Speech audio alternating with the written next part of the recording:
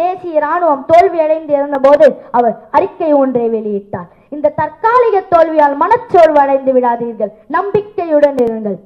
இந்தியாவை நிரந்தரமாக அடிமைத்தளத்தில் கட்டி வைக்கும் ஆற்றல் இந்த உலகத்தில் எந்த சக்திக்கும் இல்லை. விரைவில் இந்தியா சுதந்திரம் பெறும். ஜெய்ஹிந்த் என்று முழங்கினார். அவர் கூறியதை போல 1947 ஆகஸ்ட் 15 இந்தியா சுதந்திரம் பெற்றது. சுதந்திர இந்தியாவிடம் வெள்ளையன் கேட்டது ஒன்றே ஒன்றுதான், அது நேதாஜி. இதிலிருந்து ஒன்று நன்றாக புரிகிறது. அஹிம்சைக்காக மட்டும் அவன் சுதந்திரம் தரவில்லை, நேதாஜி மீது கொண்ட அச்சத்தினாலும் தான் அவன் சுதந்திரம் தந்தான் என்பதை நாம் உணர முடிகிறது. இத்தகைய சிறப்புமிக்க தலைமை பண்புகளை கொண்ட நேதாஜி சுபாஷ் சந்திர போஸை பற்றி அவரது 126வது பிறந்த நாளில் தங்களுடன் பகிர்ந்து கொண்டது பெருமகிழ்ச்சி அடைகிறேன். நாமும் அவரை போன்ற சிறந்த தலைவராக வேண்டும் என்று சபதம் எடுத்துக்கொண்டு எனக்கு பேச வாய்ப்பளித்து இவ்வளவு நேரம் எனது பேச்சை கேட்டு ரசித்த அனைவருக்கும் நன்றி கூறி விடைபெறுகிறேன். நன்றி, வணக்கம். ஜெய் ஹிந்த், பாரத் மாதா கி Jai.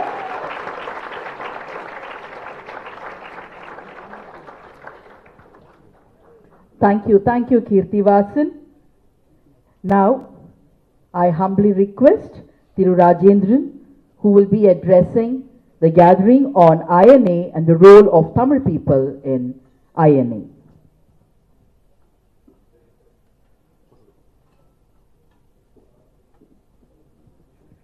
Your Excellency, it's a great opportunity that an uniformed officer is presiding over this meeting. We are saluting and remembering the great personality who gave respect to the uniform. In fact, during the Second World War, all the world leaders used to wear uniform. Roosevelt has wear uniform, Churchill has wear uniform, Stalin has wear uniform, and then General Dojo was in Japan, he was wearing uniform, and then Hitler, Mussolini, all. But among all persons, world leaders who were wearing uniform, Netaji with his simple uniform, he stood tall among all world leaders. He was such a towering personality. In fact, for Tamil Nadu and Bihar and West Bengal, we got great relationships. His flag was tiger was his flag. Our great Cholas, their emblem was also tiger. So we shared a very common understanding with each other. General Kitchener, who was the general officer commanding of the Indian Army during the year 1930, he classified the Indians into two categories. One is martial race and another is ephemeral race. Martial race means people who are very strong, who are very powerful, and ephemeral race is one which race who is having feminine characters. In fact, unfortunately, he has classified Tamils and Bengalis as effeminate character. He wrongly understood that we are all very mild people, but truly it is not so, because Netaji, with he suffered so much of things. In fact, I'll be interested to tell, he waited for 3 years to meet Hitler. He stayed in Germany and tried to meet Hitler for 3 years. Hitler's minister Ribbentrop has recommended to Hitler that he should necessarily see Bose, and after seeing Bose, you decide what to do. After seeing Subhash Chandra Bose, immediately Hitler changed his mind. Like that, General Dojo, Prime Minister of Japan, refused to see Bose for 20 days. It was delayed for 20 days. But when General Fujiyama recommended his case, he met him, and immediately things started moving. Because everybody thought that INA is a spent force. Mohan Singh was arrested and sent to Sumatra. Raj Bihari Bose, because of his old age and loss of his son, has become very weak. At that particular time, Netaji took over the reins of the INA. In fact, along with the Tamils, he had a very excellent relationship. Pasuman Muthuramalinga Thevar, who was an MP, who was an MLA here, he never faced any election campaign. He just filed the nomination and he will not go for any electioneering. In spite of that, he used to win all the time. For him, Bose is the only leader. Throughout his life, he never taken anyone as his leader. That's why throughout the South India, you can find in every village, there will be 5 Boses. There will be 5 Sitaranjan Dasas. Because people know that Sitaranjan Das is the mentor of Netaji. And there will be so many Muthuramalingams.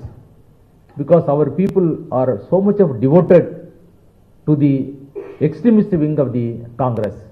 In fact, Your Excellency, we are having so much of information about Netaji because everyone here is aware of the contribution of Netaji because he generously gave the title Father of Nation to Gandhiji.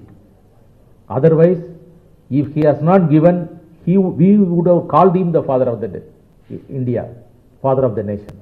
He was such a great personality. All the time he has been surrounded by Tamil people. His personal cook was one Kali. In fact, he himself is a better cook. One time, his mentor, Mr. Sitaranjan Das, told, Bose has resigned from ICS. He has not joined ICS, but he is my ICS because he used to cook for Das, Indian cooking service. So such a great cook, but he had a Tamil cook. His personal staff, Major Raghavan was his close staff, and then Captain Lakshmi, and then Colonel Alagappan. When Andaman Nicobar island was liberated, he appointed Major General Lohanathan to be the administrator of Andaman Nicobar Islands. When in the Siam railway station, people were harassed by the Japanese. At that time, some Tamil people were also harassed. At that time, it was a 283-kilometer railway line, and the Japanese used the prisoners of war to do the work in so much of bad condition. At that time, he sent his confidant, Mr. Brahmachari, to talk to the Japanese officials, and they immediately obliged and they released all the Tamils. And during his lifetime, he had been supported by all Tamil people, especially Muthuramalinga Thevar. Till now, till his death, he never believed that he died. Even people here, we still believe that he is a great soul who has given his life to the nation. In fact, towards all along he had been supported by Muslim people, I should say. When he was traveling from Germany to Sumatra via Atlantic Island, he was through a submarine. He was accompanied by a Muslim, Habibur Rahman. Colonel Habibur Rahman, he was accompanying him. In his last travel also, in the Formosa airport, when the airport crashed, he was accompanied by an Abid Hussain, an officer, a Muslim officer. Towards the end of his also, when he was awarded this Bharat Ratna, he was given along with our Tamilian leader, Abul Kalam Azad. Along with Abul Kalam Azad, Netaji was awarded Bharat Ratna, but his family refused. Netaji has given everything to the nation, and even in the nation, which is a thankful nation, when it give Bharat Ratna, he refused. Such a great person. In fact, every state will have a claim of closeness to Netaji. I speak here like 5 children. If I am one among the 5 children, each children will claim that I am close to my father, I am close to my mother. That's in that fashion I am claiming that as Tamils we are very close to Netaji. But every state in the country has got equal claim, because he is a father figure like us to us, and his inspiration will be guiding us throughout. Jai Hind.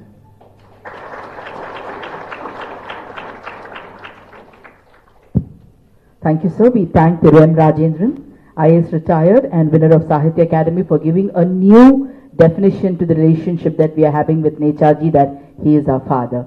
So now, time to, ladies and gentlemen, now let us listen to Ms. Uma, Global Secretary, UINAFAA from Singapore, an audio visual from her.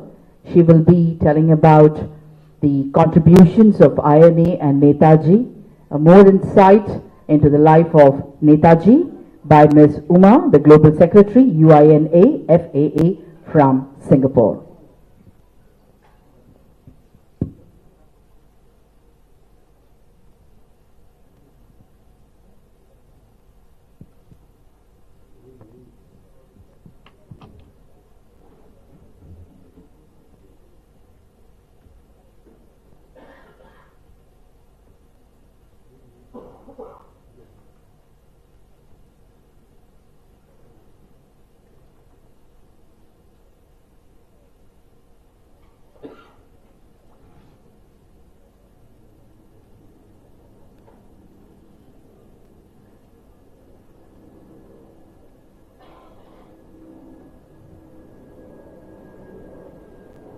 Jai Hind.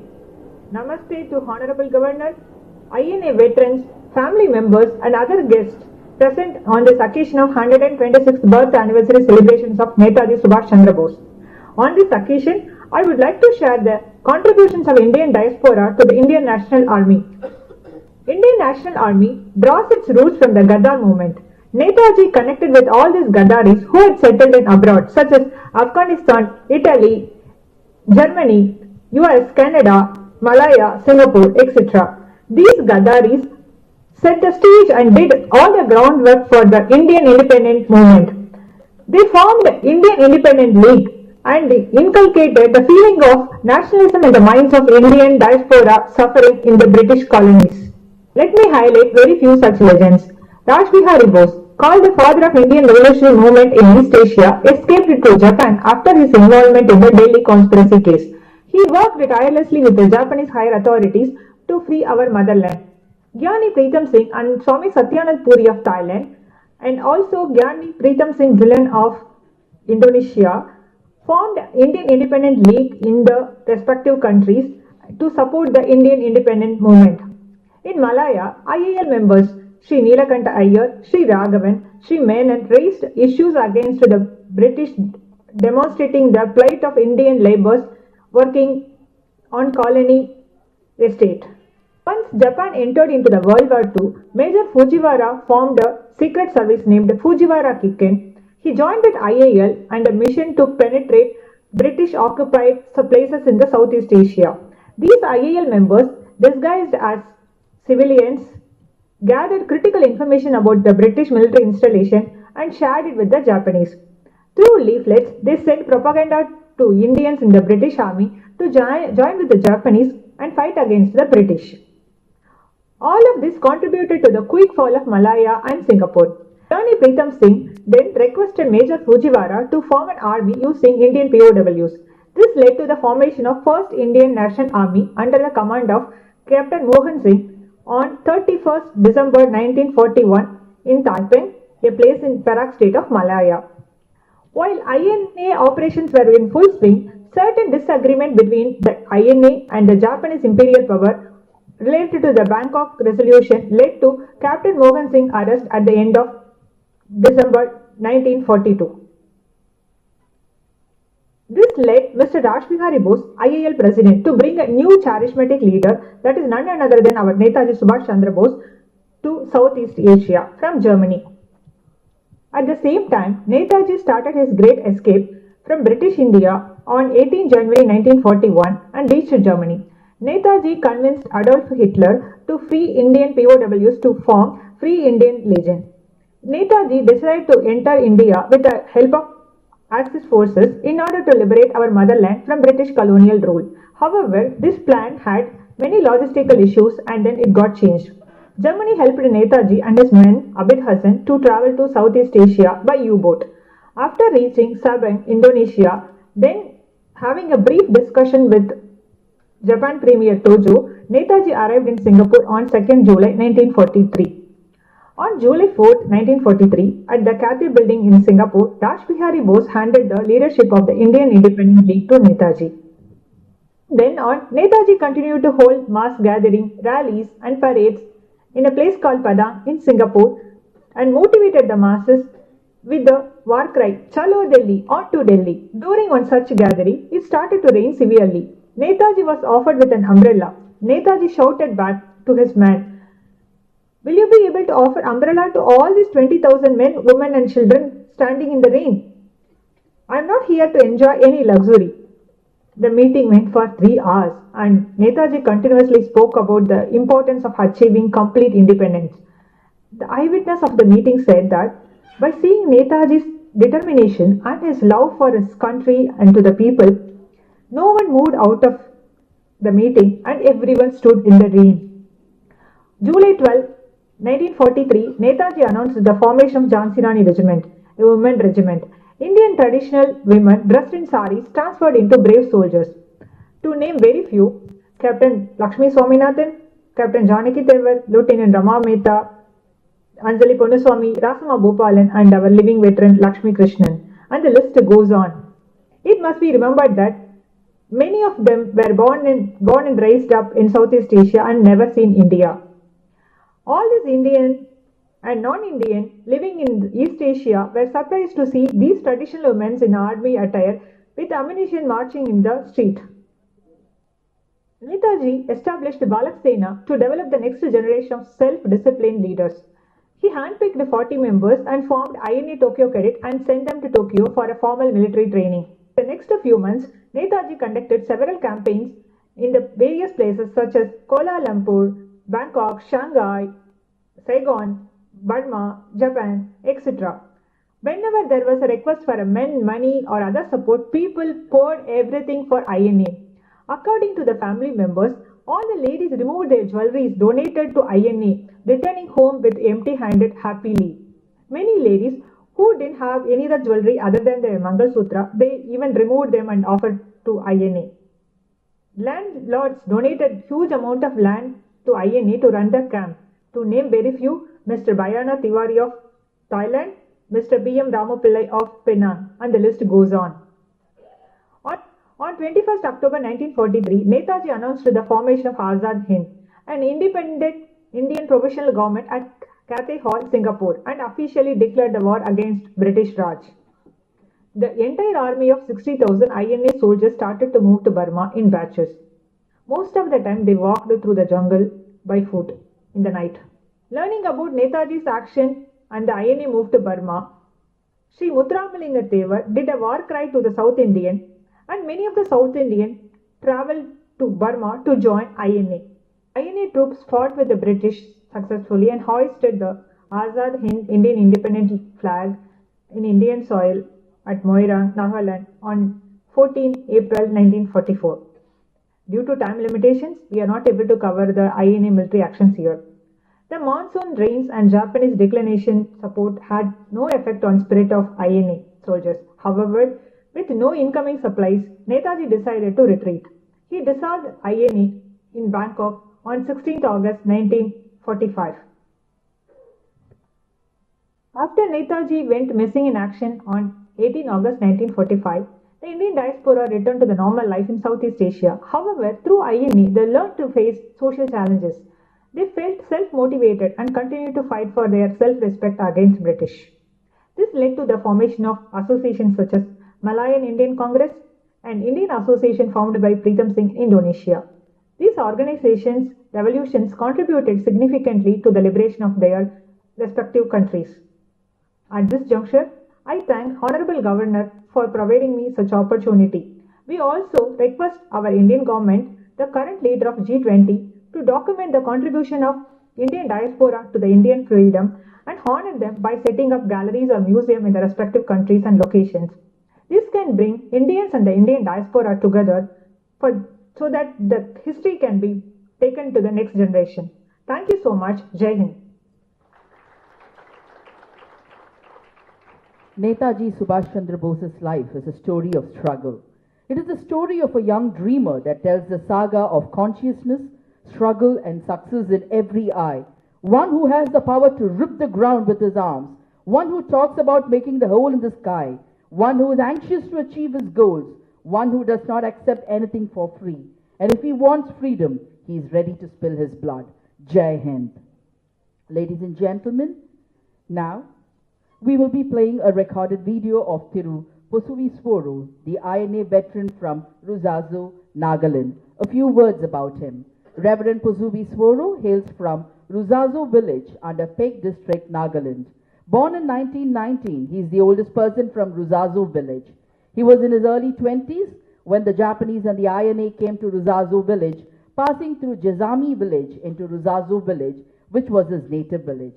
Pusuvi was selected by Netaji Subhash Chandra Bose as the DB, Dobashi Area Administrator. A patriotic son of the soil, Pusuvi served in the position of Dobashi Area Administrator with patriotism, courage and determination. In recognition of the efforts and services rendered by the Nagas towards the Japanese and Azad Hind Fauj, a tablet was erected at Ruzazo village.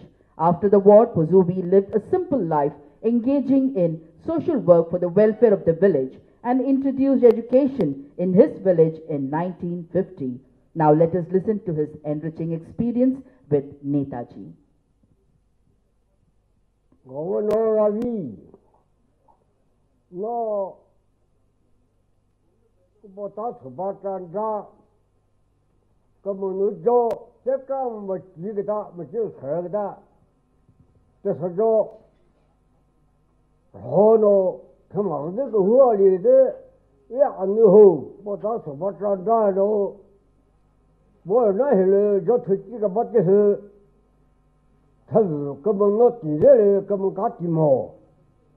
Mopono Hati to the church for super Bonekeva, the day for Mamma or Joe.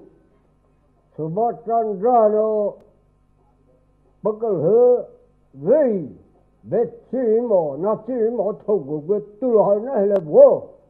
So now for the pose Tonogo for Tonogo, Tamapo, or who very, from Hase very, but your poor lepical Joseph Tole, Joseph Tole, Tamali Bidico for war.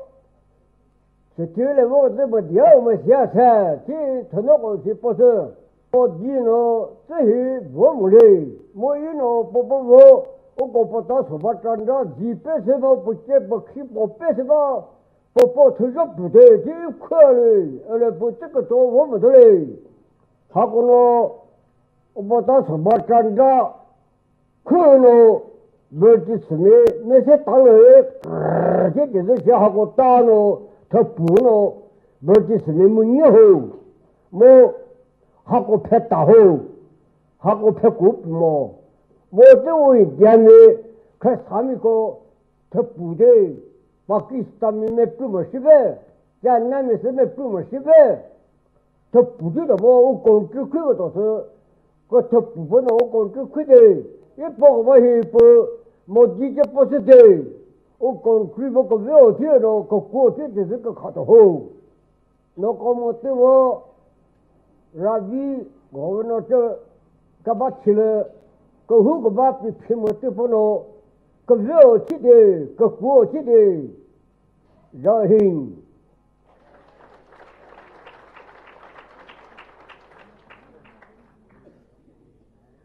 Subhash Chandra Bose's message to his colleagues was, success may be distant, but it is imperative. He used to say, if a person is not obsessed, he can never become great, but he should also have something else inside him. He is credited with giving global identity to the Indian leadership. Jai Hind.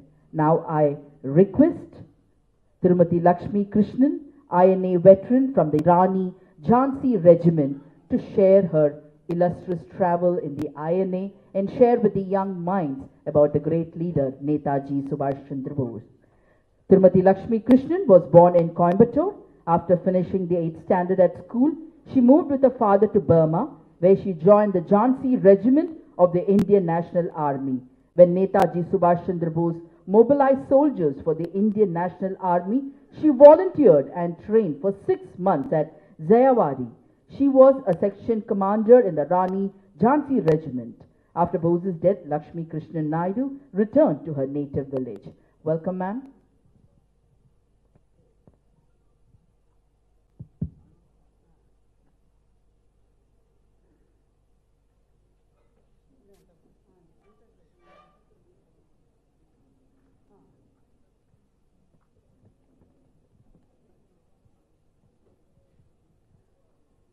Jai Hind. மதிப்பிற்கும் மரியாதைக்கும் உரிய தமிழ்நாடு ஆளுநர் மாண்புமிகு திரு R. N.. Ravi அவர்களுக்கும், சிறப்பு விருந்தினர் திரு doctor M. Rajendran அவர்களுக்கும், INA சுதந்திர போராட்ட வீரர்களுக்கும் அவர்களது வாரிசுகளுக்கும் மற்றும் இங்கு வருகை தந்திருக்கும் அனைவருக்கும் என் அன்பு கலந்த வணக்கத்தை தெரிவித்துக் கொள்கிறேன். இன்று நாம் அனைவருமே உலகம் போற்றும் மாவீரர் நேதாஜி சுபாஷ் சந்திர போஸ் அவர்களின் 126வது பிறந்த நாள் விழாவை கொண்டாடுகிறோம். வாழ்க நேதாஜியின் புகழ். இந்த விழாவில் நானும் பங்கேற்பதில் மிக்க மகிழ்ச்சி அடைகிறேன். நேதாஜி அவர்கள் நிறுவிய ஐஎன்ஏயில் பெண்கள் படை பிரிவு ராணி ஜான்சி ரெஜிமெண்டில் பர்மாவில் இருந்து எனது 15வது வயதில் சேர்ந்து நமது பாரத நாட்டின் சுதந்திரத்துக்கு ஒரு சிறு பங்களித்து இருக்கிறேன் என்று தெரிவிப்பதில் பெருமிதம் கொள்கிறேன். இராணுவத்தில் சுமார் 2 வருடங்கள் இருந்து எல்லா விதமான இராணுவ பயிற்சிகளும் எடுத்துள்ளேன். பல முறை குண்டு வீச்சுகளில் இருந்து உயிர் தப்பியுள்ளேன். பல முறை நேதாஜி அவர்களை சந்தித்து பேசவும் அவரின் பிறந்தநாள் விழாவில் பங்கு கொண்டு விருந்து உண்ணவும் எனக்கு பாக்கியம் கிடைத்தது. அவரிடம் இருந்து பல விருதுகளும் வாங்கி இருக்கிறேன். நேதாஜி இல்லாத அவரின் பிறந்த நாளத்தை 77 வருஷங்கள் கழித்து இந்த தினத்தில் பங்கேற்பேன் என்று நின்று பார்க்கவில்லை. என் வாழ்க்கையில் மறக்கவே முடியாத நாட்கள் அவை. அவரை நாங்கள் எல்லாரும் தெய்வமாகவே தான் பார்த்தோம். இராணுவத்தில் நாங்கள் எல்லோரும் மிகவும் ஒற்றுமையாக ஒரே குறிக்கோளுடன் நாடு சுதந்திரமடைய உயிர் தியாகம் செய்யவும்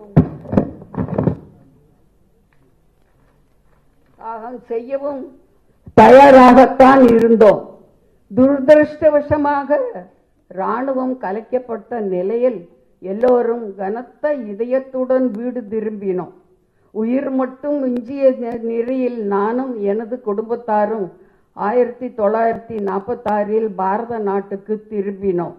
வரும் தலைமுறைக்கு நாங்கள் கஷ்டப்பட்டு வாங்கி கொடுத்த சுதந்திரத்தின் வரலாற்றை நிச்சயமாக நீங்கள் எல்லோரும் கொண்டு செல்ல வேண்டும். இந்த தருணத்தில் சுதந்திர போராட்டத்தில் உயிர் தியாகம் செய்த அனைத்து ஐஎன்ஏ படையை சேர்ந்த இராணுவ வீரர்கள் அனைவருக்கும் நாம் நமது மனமார்ந்த இதயம் அஞ்சலி செலுத்த ஆசைப்படுகிறேன்.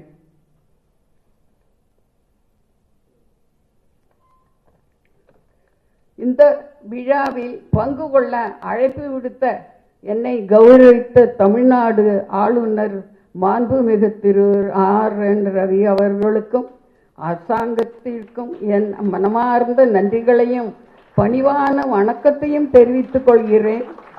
வாழ்க வளமுடன், வாழ்க பாரதம் வாழ்க. இதை நான் ஒன்று சொல்ல விரும்புகிறேன். நான் ஜெய்ஹிந்த் சொன்னால் எல்லாரும் ஜோரா ஜெய்ஹிந்த் சொல்ல வேண்டும் என்று கேட்டுக்கொள்கிறேன். ஜெய்ஹிந்த், ஜெய்ஹிந்த், ஜெய்ஹிந்த். மிகவும் வணக்கம்.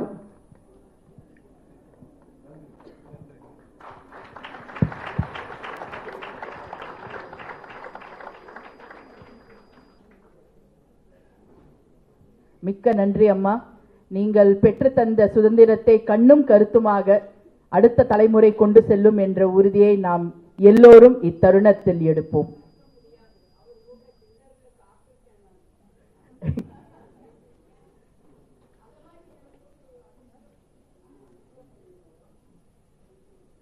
நன்றி அம்மா. Now I request Thiru Lieutenant Madhavan Pillai, INA veteran, who will be addressing the gathering. Lieutenant Madhavan was only 17 years old when he joined the Indian Independence League. He belonged to a very rich family. He was born and brought up in Syria near Rangoon in Burma. Lieutenant Madhavan donated his land in Syrian to the Azad Hind Fauj for the upkeep of the army for the cause of the freedom of the country. His grandfather was from Sivagangai in Tamil Nadu. They owned nearly 200 acres of land in Sivagangai. After independence of India, Lieutenant Madhavan's ancestral lands were taken over forcibly by people, especially members of the Communist Party of India. Today in India, he doesn't have a home of his own. Now 97 years old, he stays at his daughter's place in a one-room apartment. Recently,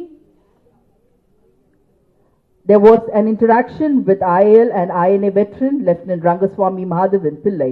He was a recruiter under Indian Independence League of Rash Behari Bose and later led the same post for the INA. Now we humbly request Lieutenant Madhavan Pillai, INA veteran, to deliver his thoughts.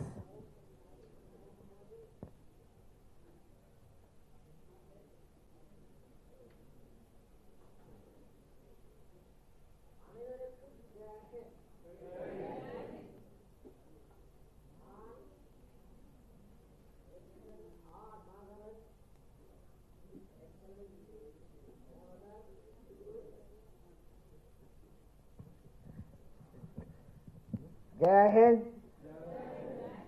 நான் lieutenant R. Madhavan, is excellency governor Thiru R.N. Ravi அவர்களுக்கு, INA குடும்பத்திற்கும் மற்றும் இங்கு அமர்ந்திருக்கும் அனைவருக்கும் என்னுடைய மனமார்ந்த வணக்கம். நான் இன்று நேதாஜியின் 126ஆம் ஆண்டு பிறந்த நாள் விழாவில் கலந்து கொள்வது என்னுடைய சௌபாக்கியம் என்று சௌபாக்கியம் என்று சொல்வது என்னுடைய சௌபாக்கியம் என்று சொல்வேன். அதுவும் தமிழ்நாட்டில் வந்து இவ்விழாவில் பங்கேற்பது எனக்கு மிக்க மகிழ்ச்சியாக உள்ளது. என்னை நமது நேதாஜியின் 126ஆம் ஆண்டு பிறந்த நேதாஜியை அழைப்பதற்கு மிக்க நன்றி. அனைவருக்கும் நேதாஜியின் குடும்பமாகிய நாம் அனைவருக்கும் ஜெய் என்று சொல்லுகிறேன்.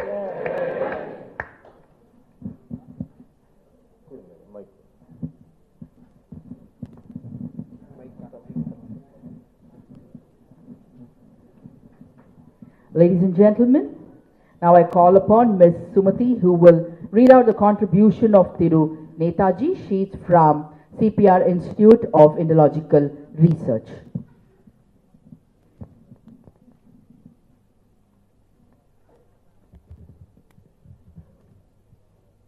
Good morning, one and all present here. I am privileged to be here to speak a few words about Netaji Subhash Chandra Bose. Netaji Subhash Chandra Bose was a gem of undivided India.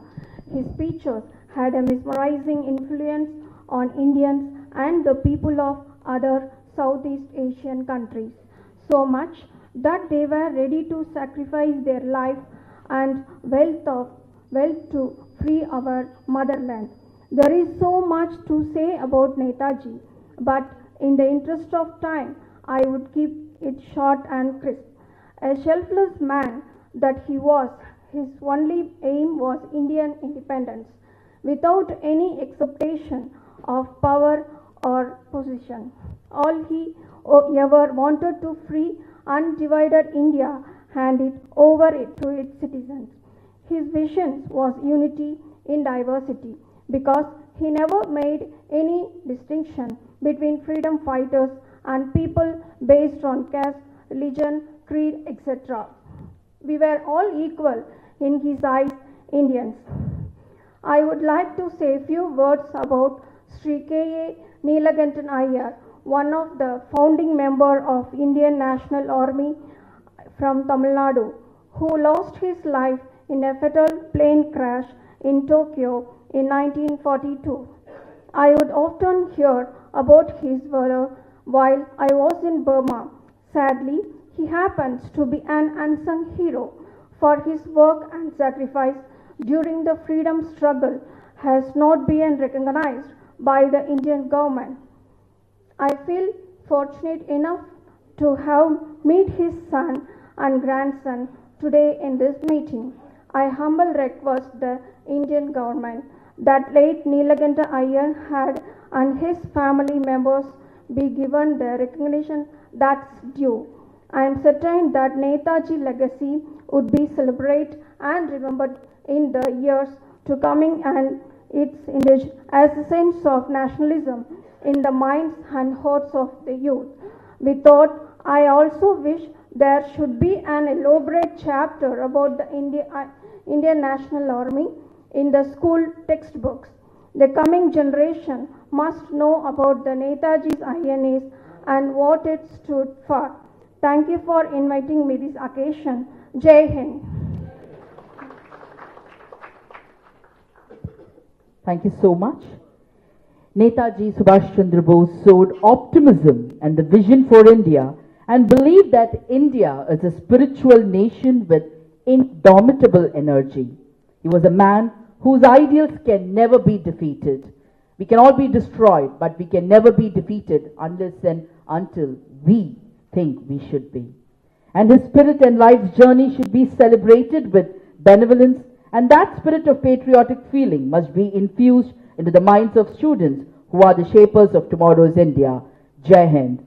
Ladies and gentlemen, time now for felicitation. We request the Honorable Governor to felicitate the INA members, INA veterans, freedom fighters who are here among us to celebrate the 126th birth anniversary of Netaji Subhash Chandra Bose. The Honorable Governor will now felicitate Lieutenant Madhavan Pillai, INA veteran. The contribution of these people are great, and I request our dignitaries to acknowledge it with their claps.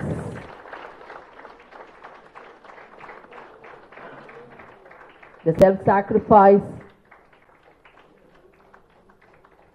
the supreme sacrifice.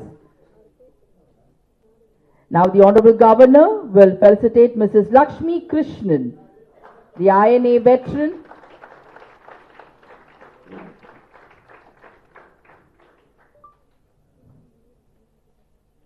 A pride for all the women, a representation of pride for all the women who fought for the nation.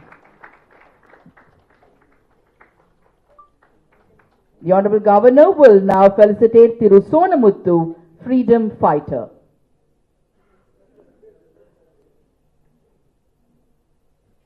Ladies and gentlemen, as the INA's marching sound as Kadam Kadam Badhaye Jao, I request you all to express your gratitude to all these freedom fighters with simple sound of claps. I now call upon freedom fighter, All India Freedom Fighters and Legal Aids Association Chennai, Thiru Jyoti Kannan, who will be felicitated by the Honorable Governor. Thiru Jyoti Kannan.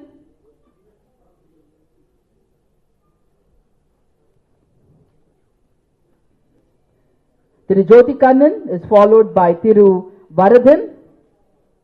Thiru Varadhan is a freedom fighter of All India Freedom Fighters and Legal Aids Association Chennai. Thiru Varadhan is followed by Thiru Shanmugam, All India Azad Hind Fauj Association Chennai. Following Thiru Jyoti Kannan, Thiru Varadhan and Thiru Shanmugam, we have Thiru P. Ganesan, All India Azad Hind Fauj Association Chennai.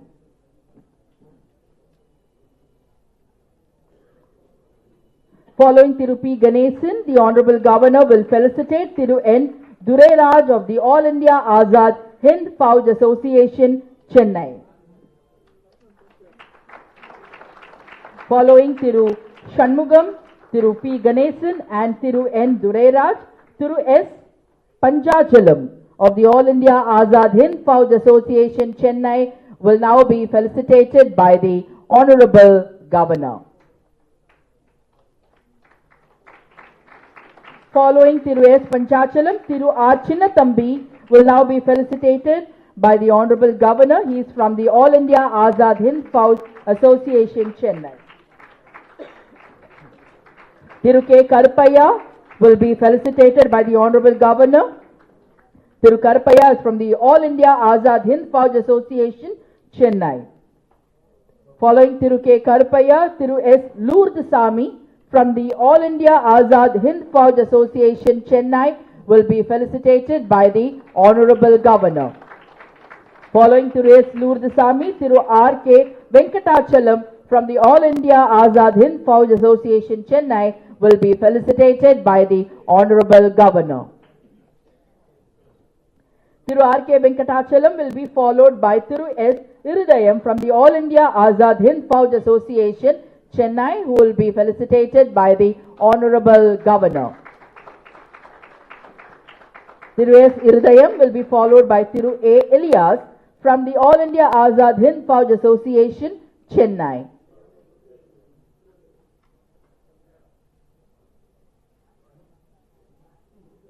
Thiru A. Elias is followed by Thiru A. Shanmugakani from the All India Azad Hind Fauj Association, Chennai.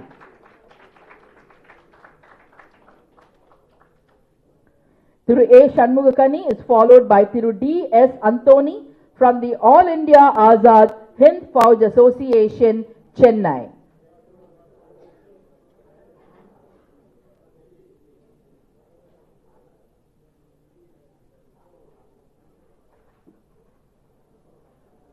Following Thiru D. S. Antoni, Thiru K. Tyagarajan from the All India Azad Hind Fauj Association, Chennai will be felicitated by the Honorable Governor. Following Thiru K. Tyagarajan, Thiru P. Arumugam from the All India Azad Hind Fauj Association, Chennai will be felicitated by the Honorable Governor.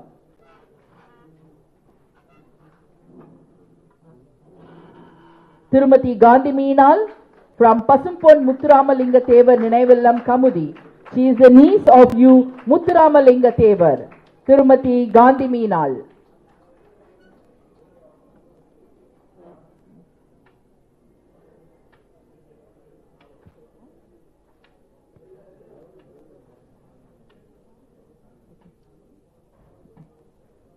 The Honorable Governor will felicitate Tirumati Gandhi Meenal, the niece of U. Muthuramalinga Thevar from Pasumpon Muthuramalinga Thevar Ninaivillam Kamudi.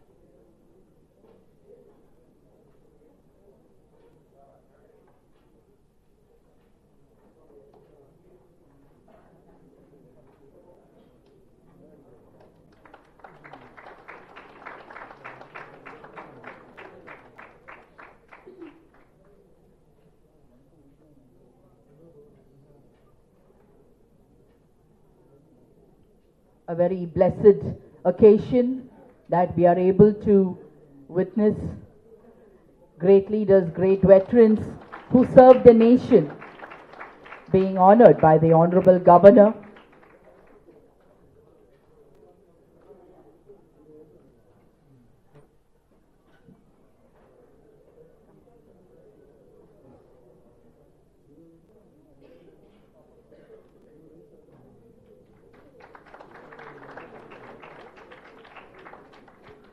This is a proof that we are all one family, Vasudhaiva Kutumbakam. When it comes that India, there is no distinction between states or districts or territories. We are beyond that. We are all one family and we all stand united for one cause, that is our Bharat Mata.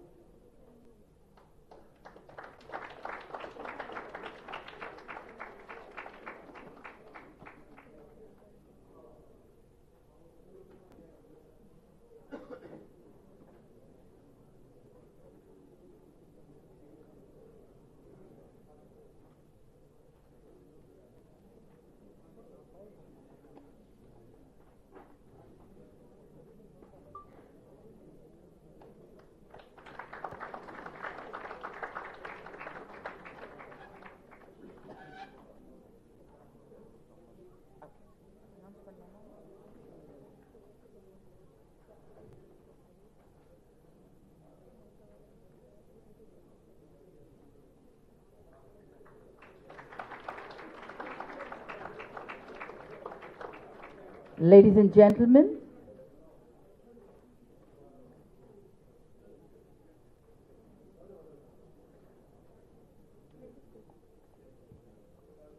with all benevolence and respect, the Honorable Governor will now felicitate Tirumati Gandhi Ammal, the niece of U. Muthuramalinga Thevar, Pasumpan Muthuramalinga Thevar Ninevallam Kamudi.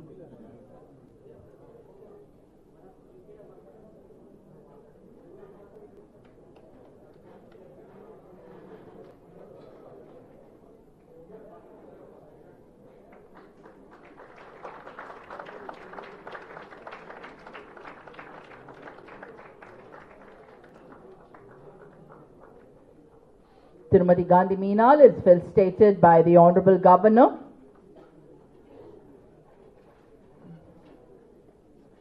The Honorable Governor has come to the place where she is sitting to honor her. This is the respect and benevolence which has been reflected to Thiru Muthuramalinga Thevar, who has been very active in the freedom struggle of India and who has also travelled with Netaji.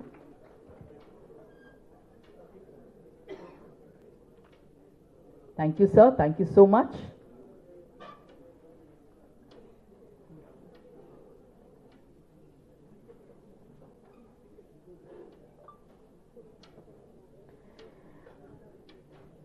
The Honorable Governor will now felicitate Mr. N. Ravi, Chairman, Bharatiya Vidya Bhavan, Chennai, Kendra.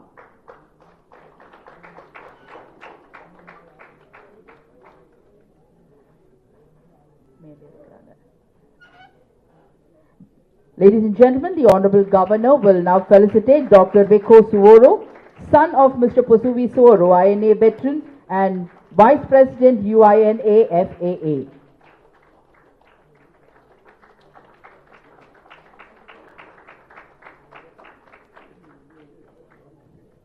Dr. Veko Suoro is felicitated by the Honorable Governor. He is the son of Mr. Posuvi Suoro, INA veteran and Vice President UINA FAA. The Honorable Governor will felicitate Thiru A. Mahesh from the Netaji Navabharat Foundation, Chennai.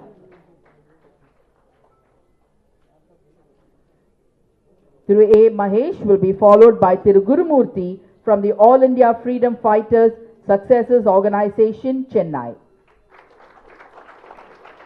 We call upon Thiru Gurumurthy of the All India Freedom Fighters Successors Organization, Chennai.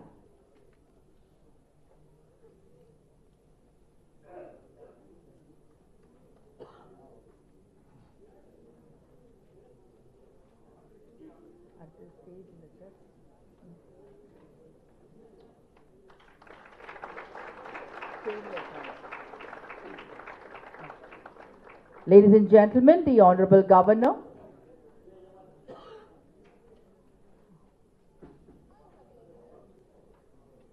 Ladies and gentlemen, the Honorable Governor will now felicitate Thiru M. Rajendran, retired IAS officer and the winner of Sahitya Academy.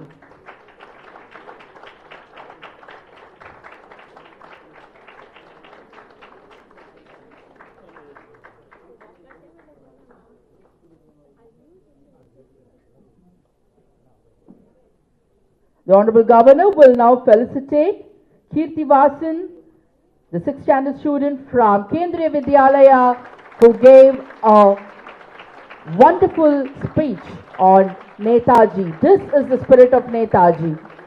He influences not just the elders but also the youngsters by igniting within them the charisma of patriotism. Thank you, sir. Thank you. Thank you so much. We request the students of Bharatiya Vidya Bhavan to come to the stage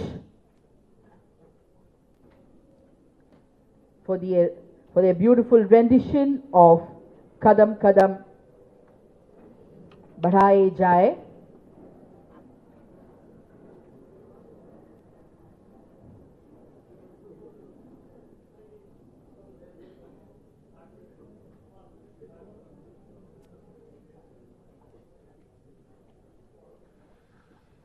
Kadam Kadam Kadam Kadam Bharaye Ja by students of Bhavan's Rajaji Vidyashram.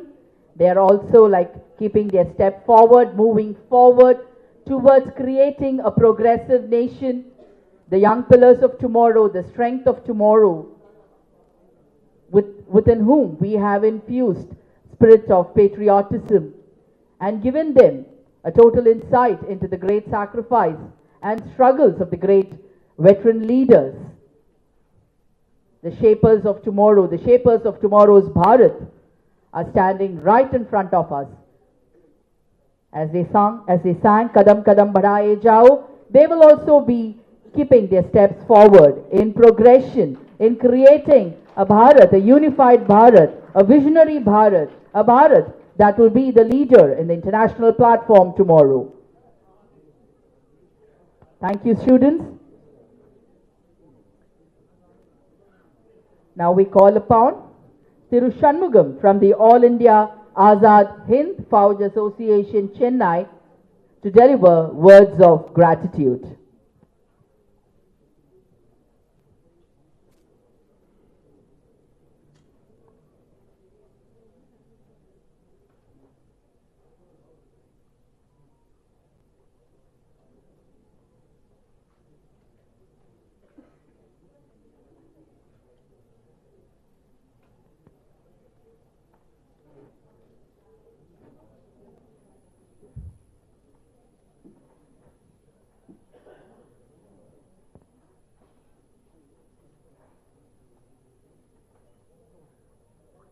தேசிய மாவீரன் நேதாஜி குடும்பத்தைச் சேர்ந்த அனைவருக்கும் ஜெய் ஹிந்த்.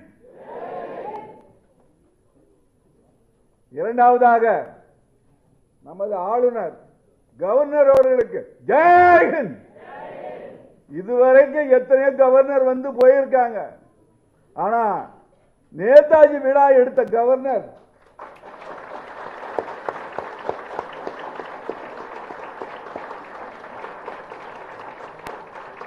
ஒவ்வொரு INA தியாகியும் governor அவர்களை மறக்கவே கூடாது. இதுவரைக்கும் இந்த ராஜ்பவன்ல விழாவே எடுத்ததில்லை. அது அவர் வந்து எடுத்து பெரிய சரித்திரம் படைத்து விட்டார். நேதாஜி எப்படி ஒரு வீரத்தோட இருந்தாரோ அதே வீரம் அவருக்கு இருக்கு. அவருடைய நடைய பாருங்க, அவருடைய நட வேகமான நட. இதே நடதான் அவரு நடந்தாரு.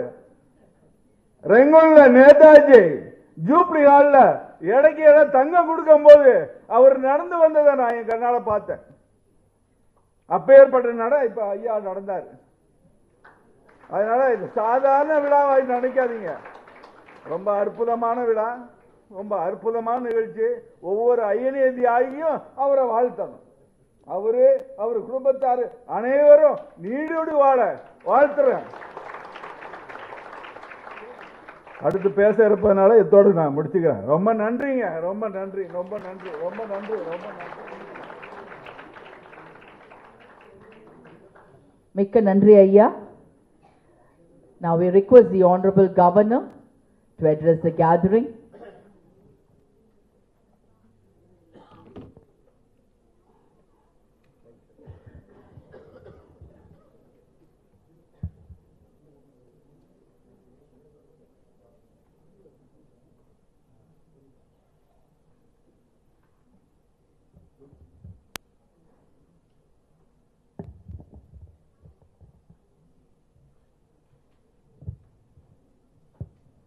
Lieutenant Madhavan Pillai,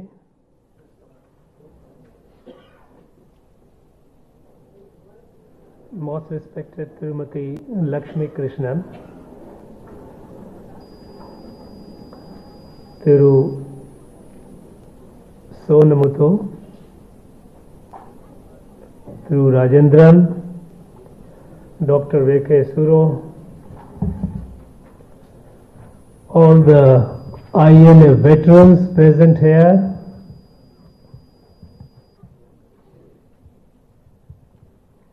all the INA veterans, family members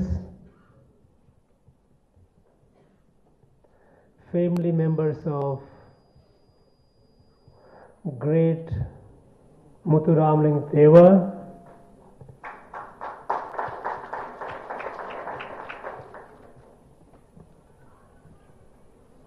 family members of other freedom fighters,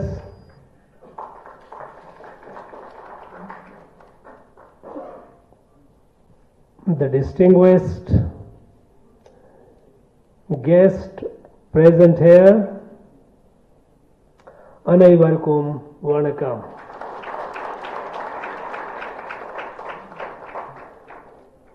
Today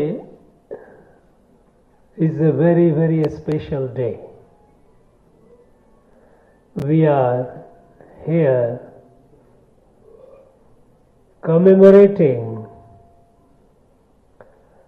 the great deeds of one of the greatest sons of India, Netaji Subhash Chandra Bose.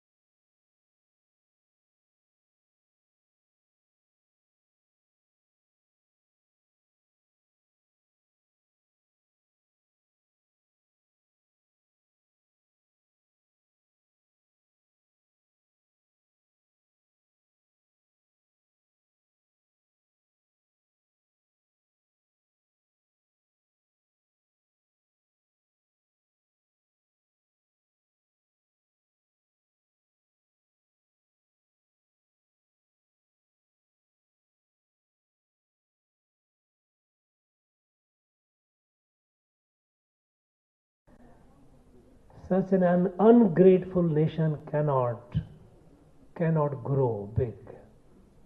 And certainly our country, Bharat, is not ungrateful.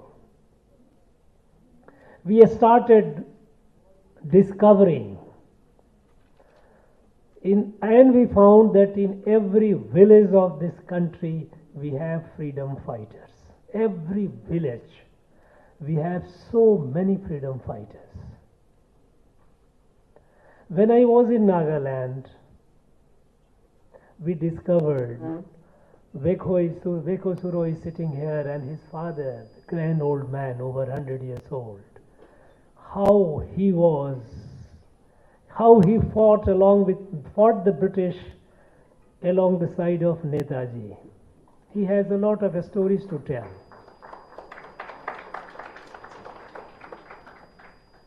The wooden block on which he slept in his village, he made headquarter of his headquarter for about 9 days. And from there he fought the British. We know in Manipur, we have several places. People from all over country, and especially large number of people from Tamil Nadu, they not only those who were there, in fact, I must respect our diaspora representative who gave a snapshot of what the Indian diaspora did in the national freedom movement. And I'm sure her point of view that this must be taken account of, it will be taken account of. We cannot forget anyone who has suffered and given their lives for the freedom of this country. This country has not become free just by a handful of people. Unfortunately, after the British left, all those who fought the British, not necessarily being a member of the Indian National Congress, they were slowly and slowly forgotten. People, those who fought, not necessarily by non-violent means, but a person, a young person, getting agitated over the fact that Ma Bharati, this Mother India, is in chains, is being exploited, and out of that junoon, out of that anxiety and anger, took arms and fought the British. How can we ignore contribution of those people? But unfortunately, the history has been distorted, and this country is yet to have an authentic history of India's national freedom movement. Our national freedom movement has not been carried on, and we didn't get the freedom only because of one particular people associated with one particular party. They did a good job. They did a great job. There is no doubt about it. Their contributions cannot be forgotten. But we cannot forget those who gave their lives in the prime of their youth. They forsook everything, and they fought the British with arms. But then, somehow, after the British left, we started downplaying those who fought with arms, so much so that we started even ignoring our own military. Even after independence. After independence, we ignored our own military. Until Lal Bahadur Shastri came and he gave a call of Jai Jawan. Our military was in a bad shape. They were not given the necessary equipments, the clothings. It was considered as unproductive expenditure. We were so much obsessed with everything will happen with peace. little realizing that unless you are strong, nobody listens to your word of peace. Today, our Prime Minister is naming 21 islands of Andaman and Nicobar Dweep Samu, which are uninhabited. They are being named after 21 Param Veer Chakra awardees.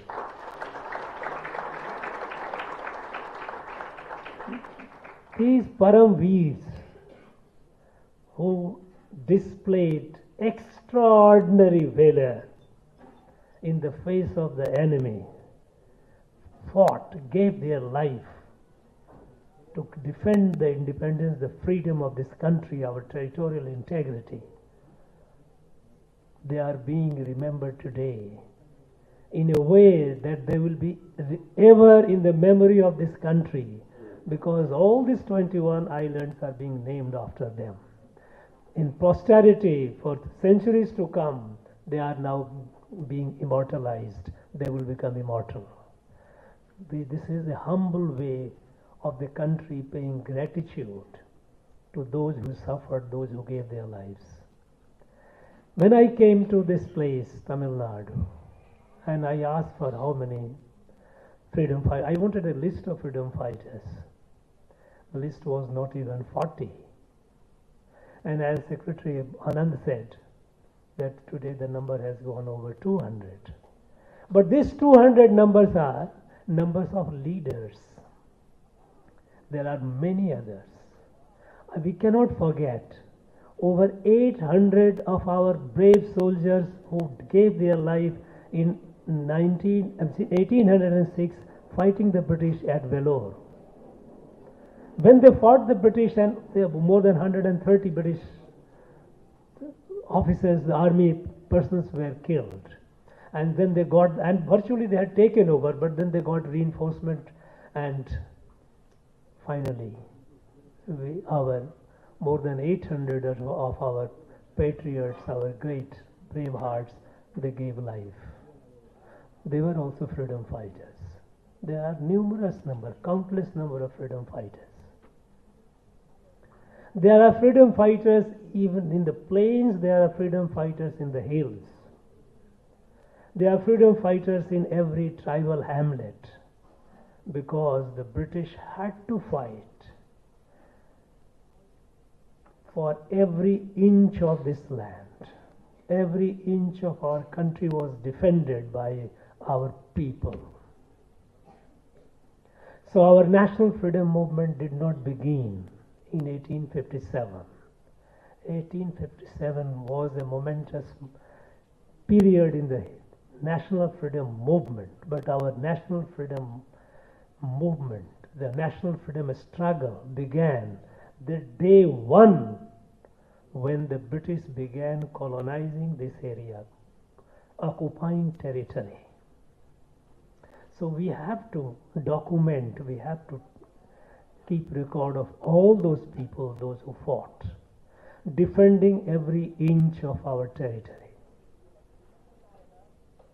We have a stupendous task, but I am very sure, I am confident that we will be able to achieve it. We need to document those who are still alive in the INA, those veterans, their stories, they are priceless. They have lived long with Netaji and fought. Their entire story, the every day of their story is very important. And all those have to be documented, and we have to do that.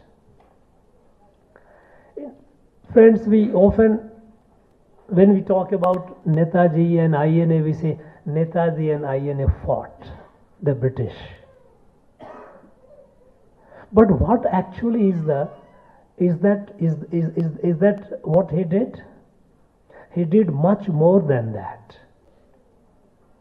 And I am tempted to recall an incident. It was it is written by the great jurist Narius Nari Sam Faliman, Nari S. Faliman, he has written the book. Some of you might have read it. Those of you who have not, I urge you to read it. The name of the book is The State of the Nation. The State of the Nation, the book, Nari Faliman writes, is one event. In 1955, Attlee, who was the British Prime Minister at the time when India got freedom, he was at the time, he was in opposition, he was a member of parliament, and he had come over to India. He was in Calcutta. And being the former British Prime Minister, he was treated as a state guest and hosted in Calcutta Raj Bhavan. At the time, Chief Justice of Calcutta High Court, Justice P.B. Mukherjee was the Chief Justice. He was the acting governor, because the governor post was at the time, there was no regular governor. And Justice Mukherjee was, the acting governor was hosting Attlee. And over breakfast, Justice Mukherjee asked Attlee a point blank question. A question that Justice Mukherjee asked Attlee was, Mr. Attlee, I am curious. After 1942, the Quit India movement of Indian National Congress had fizzled out. There was no impact left. The war was over. Anglo-American Axis was all powerful at that point of time in the world. There was no worthwhile resistance in India. Why did the British leave in 1947? You could have continued for some more decades. What made British leave at a time when the national freedom movement was almost at the low ebb and British had no challenge? The Quit India movement had already fizzled out. Anglo-American Axis was all powerful after the Second World War. They had no challenger. Why did they leave in 1947? What compelled you to leave? I think we need to think over it. It's a very important question. Why? Then Attlee responds. His reply is very important. Attlee replied that we left because after the Indian naval revolt, which began on February 18, 1946. February 18, 1946. The British got so much insecure. They felt so much insecure that no British citizen, British officer, British trader, British researcher, and their families in India, they could trust any of the person in uniform in India, whether it is the military or whether police. And actually what happened in this Indian naval revolt, that is again is not much talked about. What happened is that on 18th of February 1946, Indian Navy, the Indian sailors, Indian contingent of the British Royal Indian Navy, they revolted. And revolt was from Karachi to Calcutta to Chittagong, complete paralyzed against the British. Their complaint was that they were not being treated fairly. Indians were not being treated fairly. The British were all the time, they were oppressing, suppressing them, and they revolted. The entire sea from Karachi to Chittagong was completely paralyzed.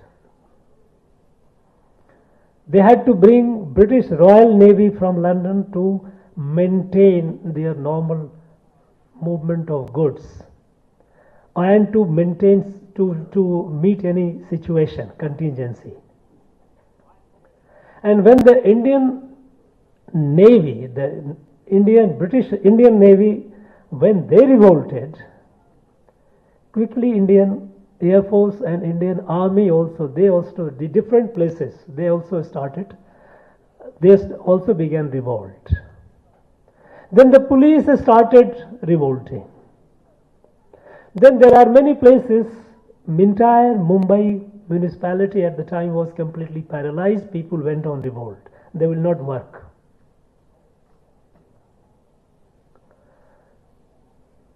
At the time, British realized that in any Indian in uniform, be it military or be it in police, cannot be trusted to provide security to the British persons and their family members. They were rattled. I was curious because I wanted to know what actually really to what extent they were rattled. You know, at the time, the Central Intelligence of India, the British intelligence, which is called Intelligence Bureau, the organization in which I served for long years. I went into the archive to see what actually happened, what kind of reports were being sent. And I tell you, the reports from 21st, 22nd of February onward was so alarming. The intelligence was giving report to London. Here the Governor General and report to London was, you cannot trust what will happen tomorrow. All these you cannot trust Indian policemen, you cannot trust Indian military. Anytime they can be a serious threat to all the British residents in India and their family members. That is something which gave them real panic. And immediately, because they were so scared and reports were so alarming that they didn't know what to do. They didn't have so much of Navy people or British military to bring here and protect every British citizen. It was not possible. They were ruling this country with the help of our people, Indians. So they immediately declared their intention. They say, we are going to make India independent. Just to pass it. Say that we need some time. You don't revolt. We will be out. Give us some time to work out the formula. How do we live? Justice Mukherjee asked, what was the contribution of... He asked a very pointed question. This is what Nari Faliman has recorded. It's not that I am saying. It is recorded there. That what was the contribution of non-violent movement of Indian National Congress in compelling you to leave India? And then Justice Mukherjee records, which Nari Faliman has recorded, that with a smirk on his face, actually says minimal. Now, the fact that a person in uniform, Indian person in uniform, disciplined to obey the senior commander, had the courage to revolt against the British, this was given by Netaji.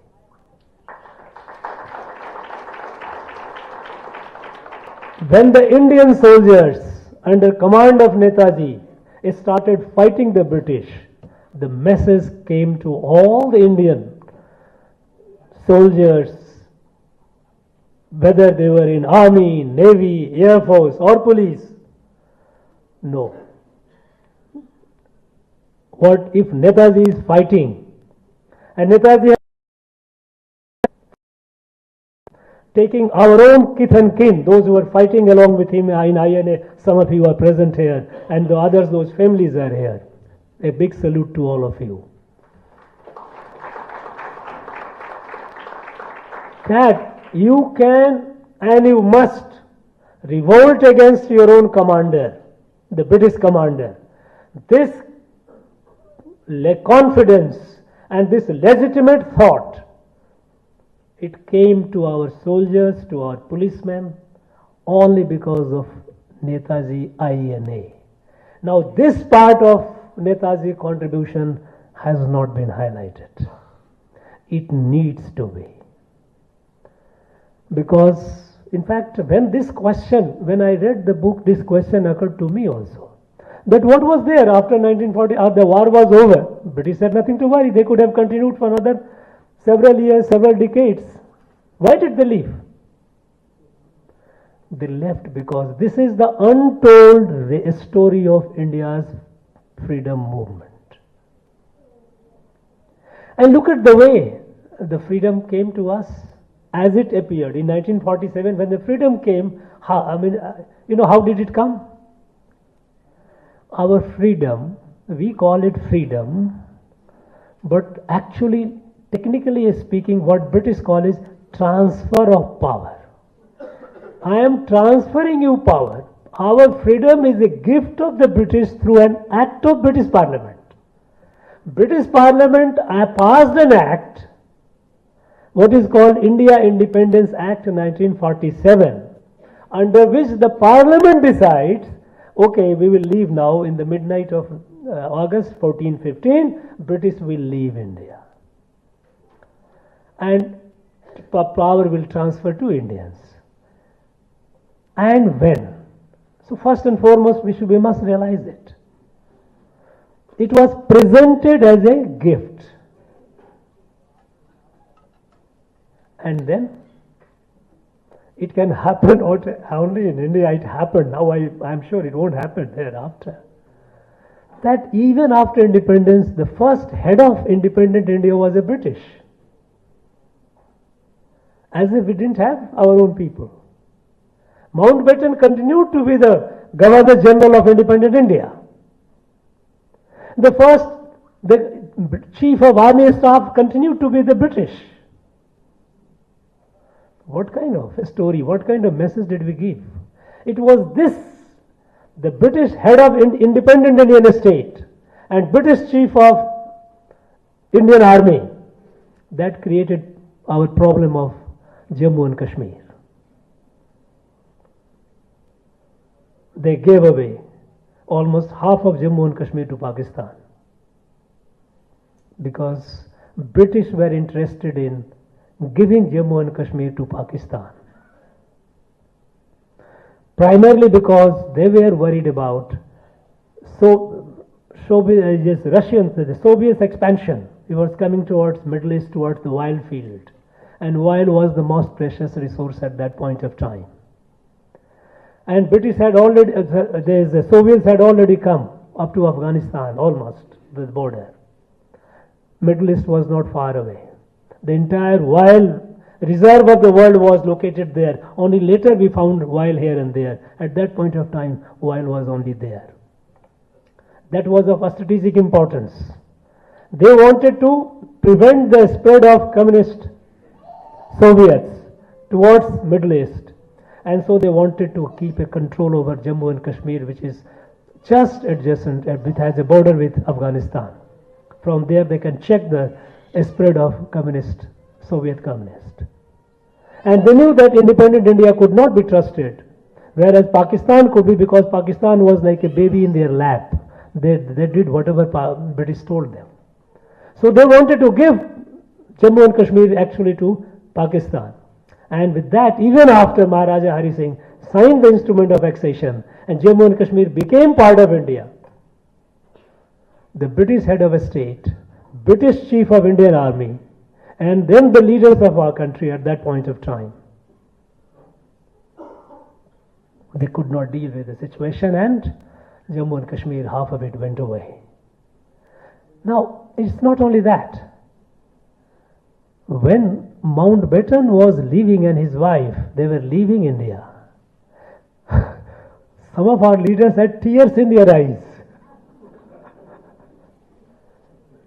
Now, the message that goes down to our country,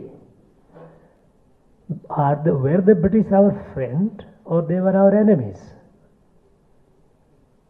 And if they were friends, because you are having tears in your eyes, you have chosen to keep them as the head of the state and head of the army even after independence, then what about those who gave their life fighting the British? Who were they? Were they freedom fighters? Did they fight the enemy or did they fight a friend? What kind of confusion we created? It was because of this that all those people who fought the British, fought militarily, fought with arms, this perverted history of India's independence, it has created the confusion. We forgot them. We tried to forget them. Since we gradually began erasing them from the pages of history. No, we cannot afford. If India has to grow and to be the leader, and I am sure that is the destiny of India, India will become the leader. And that too within a time frame of next quarter century, 25 years, as the Prime Minister has set it in the what is called Amrit Kal. We cannot, by remaining ungrateful to all those countless people, those who gave their life. I think it is our responsibility, it is our obligation, it is our duty to identify all of them. Unfortunately, we have lost a lot of time and many of them are no more with us, but their families are there. They need to be honored, they need to be respected. They need to be told that your father, your grandfather, your great-grandfather did not die in vain. If we are independent today, if we are proud to be calling ourselves as independent, it is because of your father, your grandfather, your great-grandfather's blood. This is the minimum that we can do, and we have no alternative, we will do it. And here, I would like to urge our universities in Tamil Nadu, they have territorial jurisdiction, especially the state universities, that within each of your area, you cover a number of districts. There are a number of freedom fighters. Pick up some and conduct, you do all kinds of researches, not necessarily very, very productive. Because when I came in 2021, I asked the universities to give me the list of PhD in humanities since 2001 to 2020. How many PhD we have produced? I'm talking about a state university, I'm not talking about the private university. In humanities, and the topic of research, on what subject they had done the PhD. The list is about 30,000. We have 30,000 people who have done PhD since 2001 to 2020 in humanities, in arts. And over 6,000 of them are about a few personalities. I cannot feel my whole, all the 5 fingers. Only on such people. Their whole story is being written, rewritten based on this, without understanding what is the worth of it. But it is time now that we must do serious research, serious studies on all those unsung heroes of Tamil Nadu, those who fought, those who gave their life those who suffered for the freedom of this country. And I think, as a chancellor of the university, this is something which I have made some appeals in the past to some universities. I don't think there has been much response, but this I am going to enforce it. I will see that within a year we get the result. Every university must identify at least 5 for detailed research. There will be countless, but at least 5 of them must be studied at length, in depth, and they must produce volumes.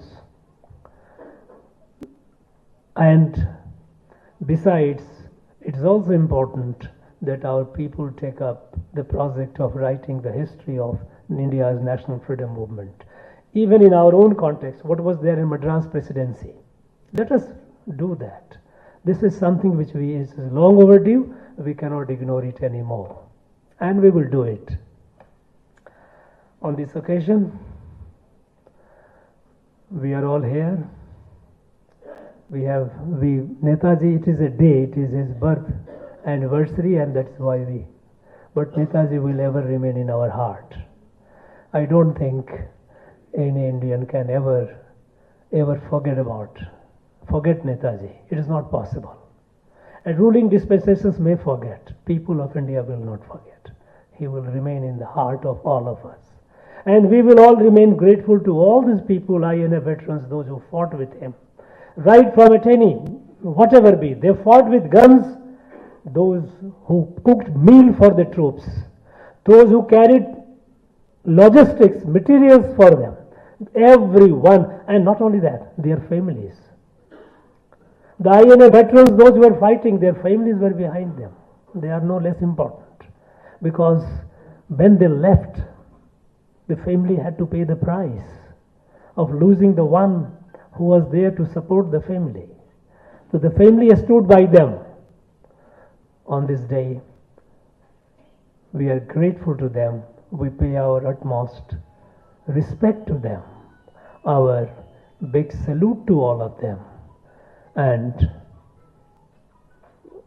I hope the INA veterans will continue inspiring. I wish you all, whoever are here alive, I pray to God to give you longer life and healthier life, so that you continue inspiring the people, the young people around you. Our young people need to listen to the story. They have not been told the story. As a result, they are not aware of it. It's not their fault. It is our fault that we have not told them the story. So please, wherever you are, I pray to God to give you long life. And I urge you all to tell the story of INA, Netaji, how all you fought, what all you did, what all you suffered, so that our children, our young generation remember the cost of freedom. It has not come over a smile. There was no reason for us to shed tears for those who have exploited and destroyed us for 200 years and more. It was not. It was a misplaced sympathy. It was a distorted history. We must come to the true history of India's national freedom movement with the story of INA and other freedom fighters' families. Thank you very much. Yeah.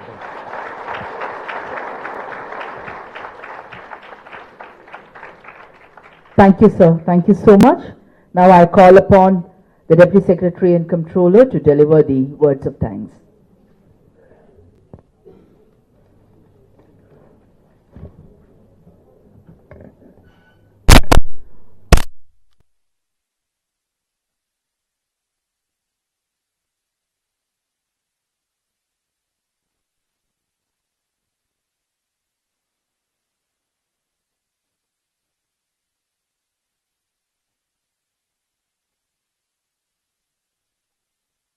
Delivered very valuable address and felicitated INA veterans and other dignitaries who participated in the event. Thank you so much.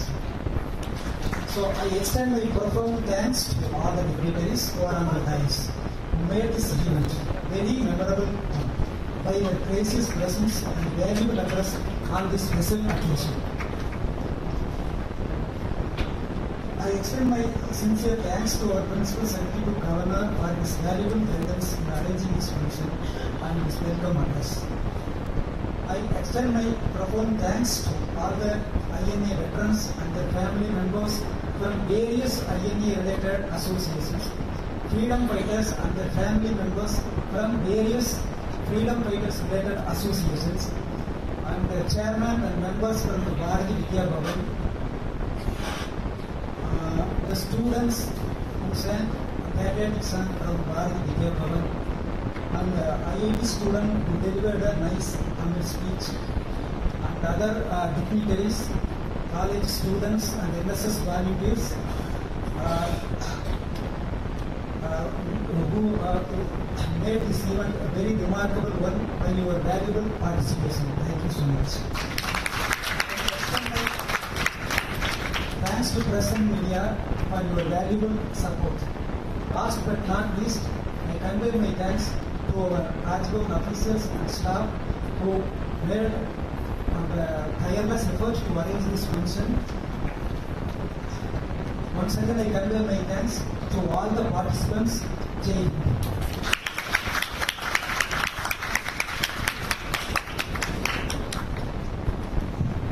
Ladies and gentlemen, I request you all to raise for the national anthem.